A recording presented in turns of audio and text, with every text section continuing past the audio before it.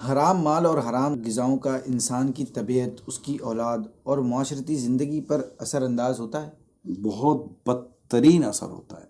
حرام اور ناجائز قسم کی جو غذائیں یا آمدنیاں ہوتی ہیں، اس میں سکھ نہیں، پریشانیاں ہیں، اور دوائیں لو تو شفا نہیں، خرچ کرو تو برکت نہیں، چھوڑ کے مرو تو عذاب قبر کا سبب بن سکتی ہے، صدقہ کرو تو قبول نہیں، اور جو گوشت حرام سے نشو و نما پاتا ہے اس کے لیے جہنم کی آگ بہتر ہے۔